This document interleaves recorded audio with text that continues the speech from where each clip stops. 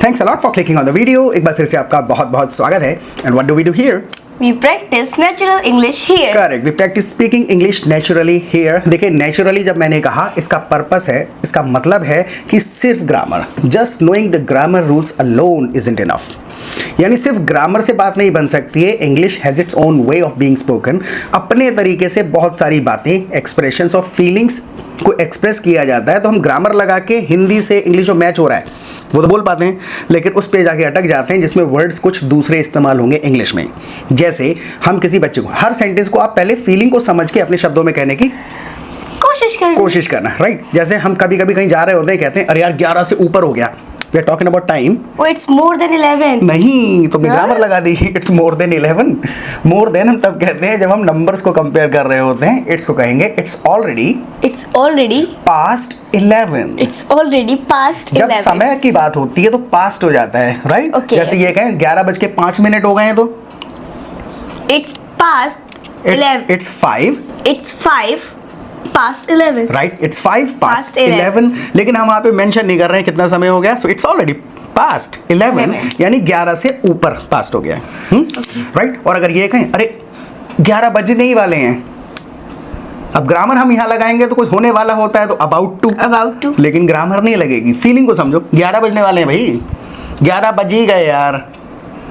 It's already 11. It's already 11. It's almost 11. It's almost. What the point? तो हमें feeling समझनी है कि हम बात किस चीज़ की कर रहे हैं. अगर हम बात को नहीं समझेंगे, हिंदी के वो उटपटांग गलत सेंटेंसेस रटे हुए हमें उनको ट्रांसलेट कर देंगे. So despite being grammatically correct our sentences won't convey the intended meaning. Message जाएगा घूम फिर के, मीनिंग फीलिंग नहीं जाएगी पूरी की पूरी. राइट. अब जैसे we gonna talk about our cat. एक बिल्ले की बात कर रहे हैं. बिल्ले को देख के बड़ा अचरज हुआ. अचरज मीन्स ये आई wandered, I was surprised. Wonder होना यानी सरप्राइज्ड हो जाना. I was shocked. हाँ. अब जैसे हमें कहना है चारपाई होती है, चारपाई बिल्कुल जो बुनी जाती है उसको हम क्या कहते हैं इंग्लिश में? कॉट. राइट. अब मेरे को ये बताना है चारपाई खड़ी है. खड़ी कैसे? एक तो ये बिछी होती है, एक ऐसे करके खड़ी कर देते हैं जब काम में नहीं आती है तो. अब मेरे को बताना है चारपाई सीधी खड़ी है तो कैसे बताऊं? The cord is straight. The cord is straight. हाँ, मैसेज गया. Right. So the cord is in a vertical position. The cord is in a vertical position. Right. The cord is in a vertical position. Right. और ये horizontal है. हाँ, horizontal होता है, ये पड़ा है इस तरीके से. Okay. और vertical मतलब सीधा खड़ा है. ये वैसी वाली टेक्निकल बात है, मैथ से रिलेटेड है. हाँ, मैथ से नहीं होता, मैथ होता है. हम कई बार कह देते हैं ना कि भाई ऐसा है मेरी मैथ बहुत अच्छी है तो कैसे? I'm very good at math. Right. I am very good at math, not maths. Right.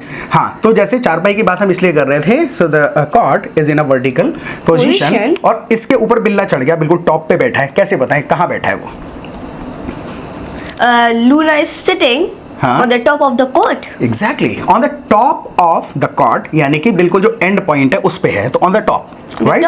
So Luna is sitting on the top of the cot. कहें अरे यार गिर सकता है. अंदाजा सा लगा रहे हैं, ये नहीं कह रहे गिर ही जाएगा, गिर सकता है. He must be fall. Must be नहीं ना. He might fall. He might fall. गिर सकता है. और ये कहीं से करंट लग सकता है. तार के बिल्कुल पास बैठा है. Oh. इसे करंट लग सकता है. तार के बिल्कुल पास बैठा है. ट्राई टू से दिस. उसे करंट लग सकता है. हाँ, और तार के बिल्कुल पास बैठा है. Luna is in danger. Luna is in danger. अपने शब्दों में कह दिया, लेकिन वो तो बहुत अच्छी प्रैक्टिस है. प्रैक्टिस मतलब तरीका. ये बहुत अच्छी चीज़ है कि आप चीज़ को देख के you are trying to describe it in your own words. Right. लेकिन उसके लिए भी हमेशा इतना भी घुमा के नहीं बोल देना है कि मैसेज ही नहीं आए, डेंजर समझ ही नहीं आएगा कैसा वाला डेंजर है. तो सिंपल कहेंगे he might get an electric shock. जब करंट लगने की बात करते हैं कैसे? He might get an electric shock. Right. I got an electric shock. मुझे करंट लग गया. राइट. तो जब भी करंट लगता है तो we get an electric shock. तो यहाँ पे कह रहे हैं यार करंट लग सकता है, इसे अंदाजा से तो लगा रहे हैं. He might get an electric shock. He might get an electric shock. तार के बिल्कुल पास बैठा है. He is sitting near the wire. Not near, very close to the wire. Close to the wire. He's sitting very close to the wire. He might get an electric shock. He might get an electric shock. और मैं सोच रहा हूँ कि इतनी ऊपर चढ़ कैसे गया. हर एक शब्द इंपॉर्टेंट है. मैंने कहा ये इतनी ऊपर चढ़ कैसे गया, तो ये इतनी ऊपर को क्या कहें, ये इतनी ऊपर चढ़ कैसे गया। और मैं सरप्राइज भी जता रहा हूँ, सरप्राइज हूँ मैं देख करके। I wonder how he climbed. I am नहीं। I wonder. हाँ। I wonder how he climbed on the top of the cot.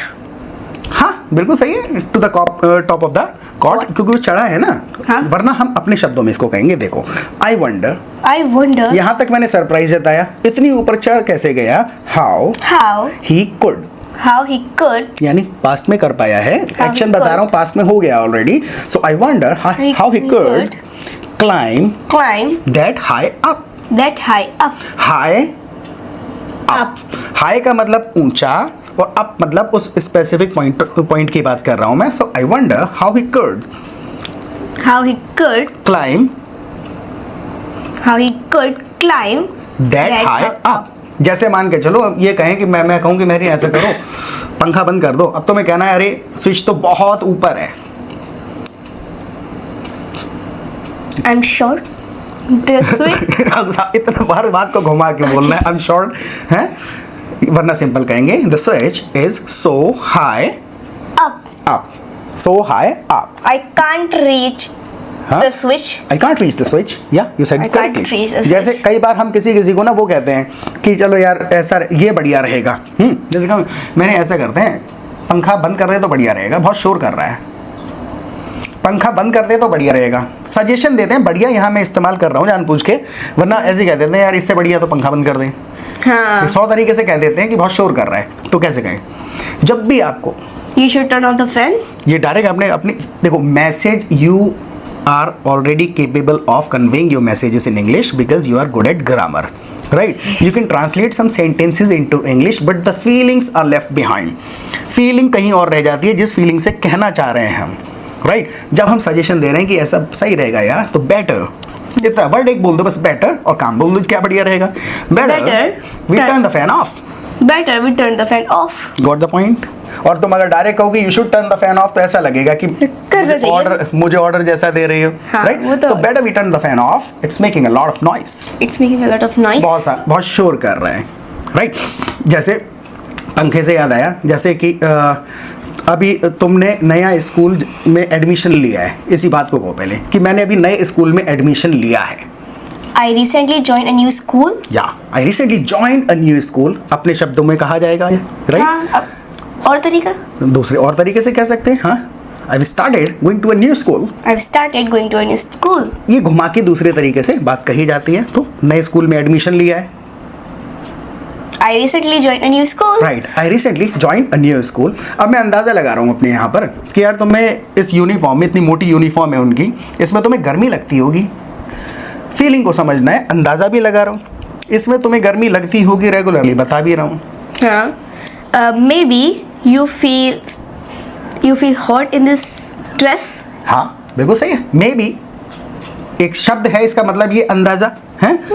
You might You might feel hot, you might feel hot या कह सकते हैं you must feel hot in this dress.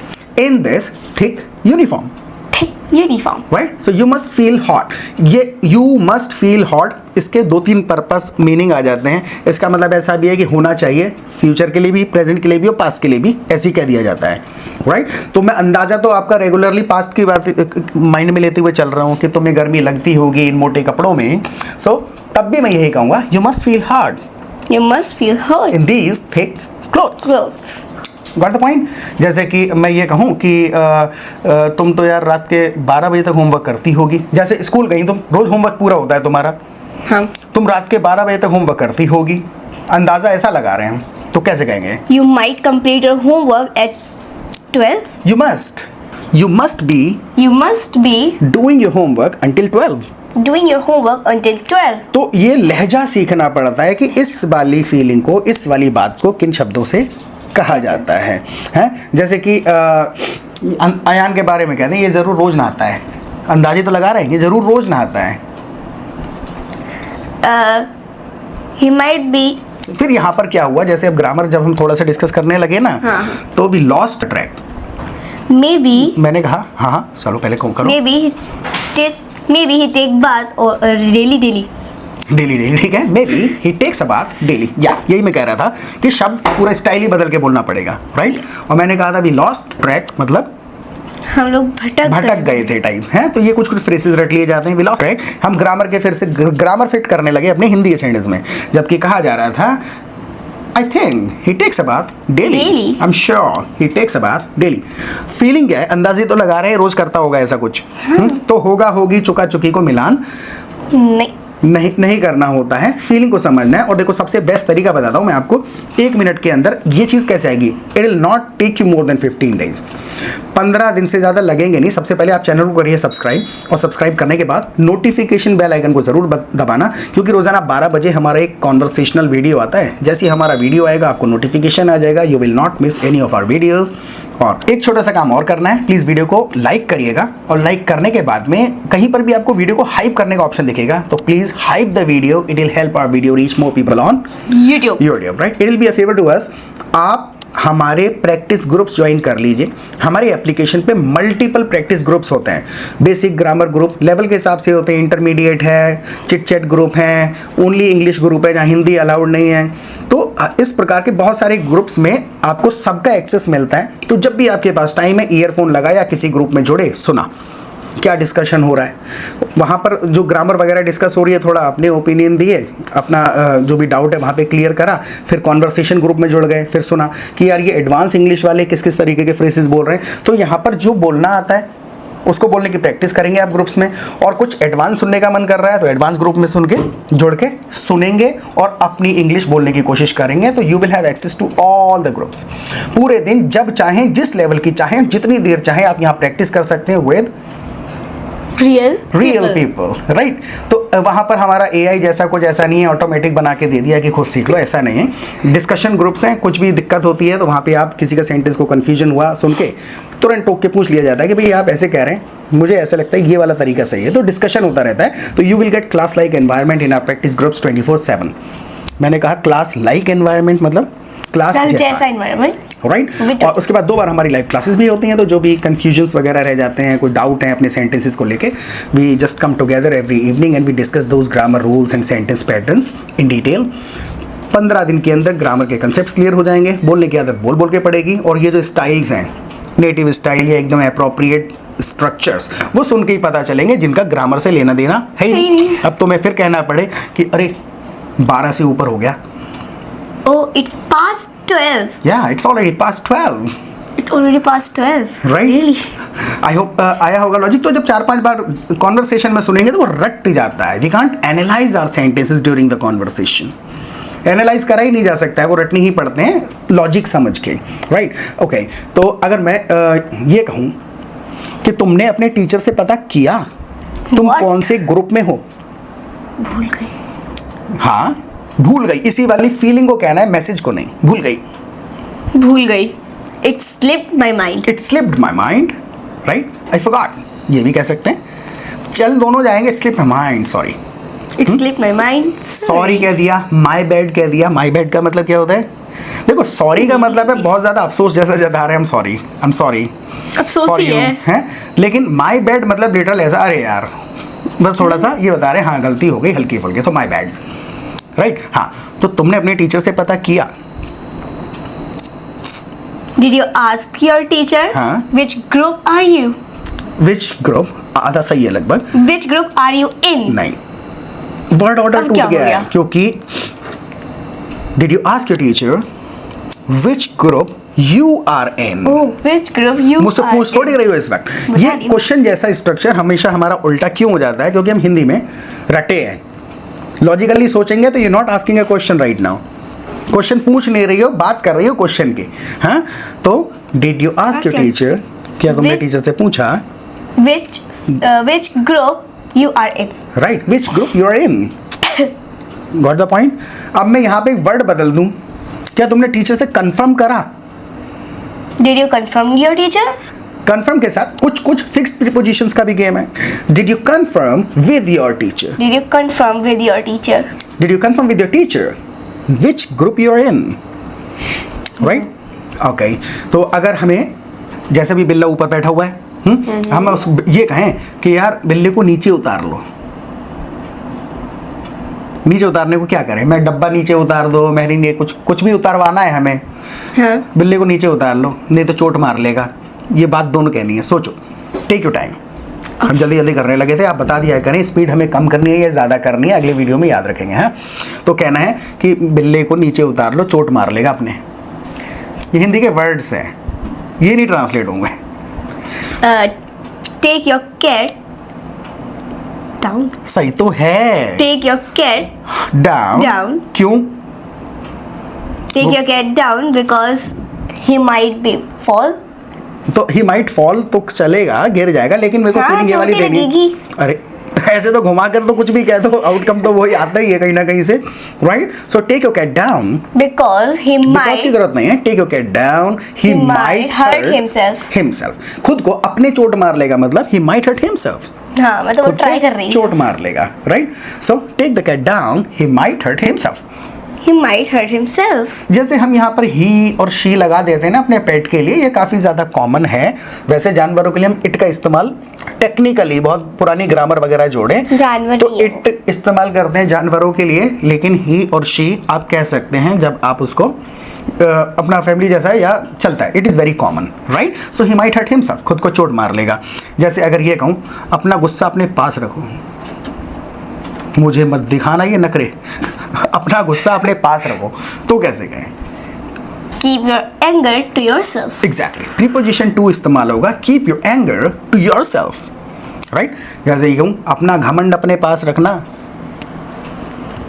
Keep your attitude to yourself. हाँ, keep your attitude to yourself, keep your pride to To your yourself. Self, keep your arrogance to yourself. अच्छा, अगर मैं एक secret बता दूँ तुम्हें, मैं कहूँ ये सीक्रेट अपने तक रखना, Keep this secret to yourself. Exactly, इसमें तक और पास लॉजिकली देखेंगे तो बात वही है कि कहीं और ना जाए, हाँ. Right? So keep this to yourself, Keep this to यानी कि yourself. ये अपने पास ही रखना, राइट?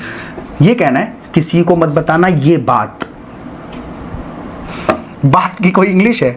नहीं. किसी को मत बताना ये बात। Don't tell this anyone. Don't tell, Don't tell this to anyone. देखो वर्ड ऑर्डर गलत हो गया, बाकी सब सही था। Don't tell anyone, I am telling you, you Don't tell me, so don't tell anyone Anyone this, this. Right? अगर मैं कहूँ मेरी बात ध्यान रखना, Remember my words. Remember my words, या आपने सही कह दिया, या फिर कह सकते हैं mark my words, Mark my words. यानी ध्यान में रखना। और ये फीलिंग्स हैं वॉइस टोन के साथ कही जाती हैं, right? Keep it in mind. Keep it in mind. तो हिंदी में जब हम कह रहे हैं, देखो लास्ट लॉजिक बता देता हूँ मैं, फिर ख़त्म करेंगे। जब मैं कह रहा हूँ कि मेरी बात दिमाग में बसा लेना, ध्यान रखना, शब्द कुछ और हैं, फीलिंग को पकड़ो, शब्दों को नहीं है। मैं यही तो कह रहा हूँ कि दिमाग से निकल नहीं जाए ये बात। तो मैं यहाँ मेरी बात ध्यान रखना, मैं ये कह रहा हूँ keep it in mind, Keep it in mind. Right? अगर मैं इन शब्दों को लगाऊंगा मेरी बात ध्यान रखना, तो रिमेंबर माई वर्ड्स टेक्निकली चलेगा, कॉमनली बोला जाता है, लेकिन वो फीलिंग कहीं ना कहीं रह जाएगी जो मैं मन से देना चाहते. चाह रहा हूँ, राइट? तो होता क्या है कि कुछ कुछ जगह पर इंटरचेंजेबली काम चल जाता है, लेकिन हमें बेटर होना है, राइट? जैसे ये कहें बेहतर होने के तो कोई मतलब कि सुधार की तो कोई लिमिट ही नहीं है, ये हिंदी में कहा। सुधार की तो कोई लिमिट ही नहीं है, डेली किसी भी चीज़ को और ज़्यादा बेटर किया जा सकता है, ये फीलिंग है। कैसे कहें? एक फ्रेज याद आ रहा है मेरे को यहाँ, The perfection has no limit. Perfection has no limits, या बिल्कुल सही है। वरना ऐसे भी कह सकते हैं there is always room There is always room for improvement, for improvement. राइट? रूम वर्ड इस्तेमाल कर लेते हैं जब हम गुंजाइश या संभावना की बात करते हैं कि और है, और थोड़ा किया जा सकता है। जैसे कि दुकान पे खड़े हैं, कहें कि भैया ऐसा है कि डिस्काउंट विस्काउंट की कोई गुंजाइश है?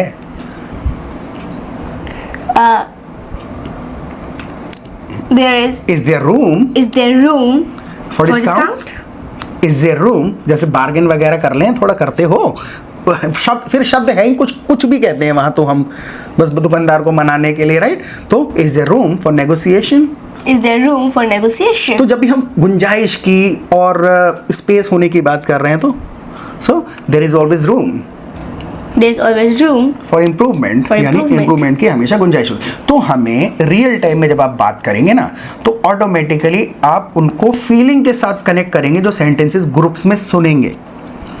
आप ट्रांसलेशन की आदत छूट जाएगी। देखो अकेले क्या होता है, अकेले जब आप प्रैक्टिस कर रहे हैं तो क्या हो रहा है कि आप हिंदी सोच ले रहे हैं, उस हिंदी को एक बार आपने सोच लिया, फिर गड़बड़ हो जाएगी वहीं से, फिर आप कहीं ना कहीं उस हिंदी से रिलेटेड सेंटेंस बोलने की कोशिश करेंगे। जबकि इंग्लिश में अगर मैं ये कह रहा हूँ मैरिन ऐसे मत देखो, हिंदी में कह दिया ऐसे मत देखो, Don't look at me. English में तो, हिंदी में तो नहीं था ना मुझे मत देखो, लेकिन अगर मैं ऐसे कहूँ डोंट लुक लाइक दिस तो अजीब लगेगा। लगेगा। तो इंग्लिश में अपने तरीके से कुछ वर्ड लगाए जाते हैं, कुछ हटाए जाते हैं। Don't look at me like this. दूसरा कोई Scaring me. हाँ, यू स्कैरिंग मी। दूसरा कोई बंदा होगा don't stare at me like this. Don't stare at me like this. तो आई होप कि यू एंजॉयड दिस सेशन। आप प्लीज़ इसके बारे में हमें एक फीडबैक ज़रूर दीजिएगा कि इन सेशंस को हम और बेटर कैसे बना सकते हैं आपके लिए, because there is always room There's always room for improvement. तो आप हमें सजेशन ज़रूर देना कि हम इनको और अच्छा कैसे बनाएं। आपके लिए प्रैक्टिस करते रहें। बाय।